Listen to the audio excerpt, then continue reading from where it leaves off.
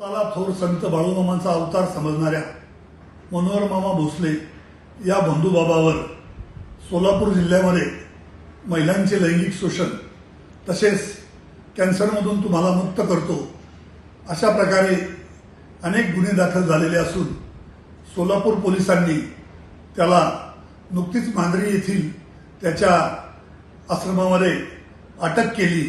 ही बातमी आम्हाला न्यूज मीडियामधून समजली।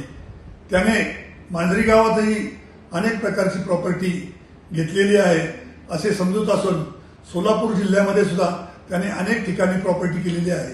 लोकांची फसवणूक करून त्याने ही सगळी संपत्ती व माया गोळा केलेली आहे।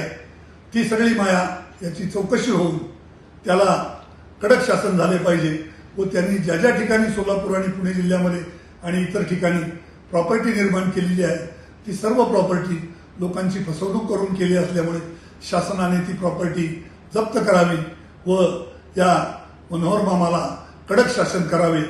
मांजरी गावातील आम्ही सर्व तरुण मंडळींनी व राष्ट्रवादी काँग्रेस पक्षाच्या पदाधिकाऱ्यांनी यापुढे या बाळूमामाला मांजरी गावामध्ये पाय ठेवू देणार नाही, कुठल्याही प्रकारचा थारा देणार नाही अशा प्रकारचा निर्धार व्यक्त केलेला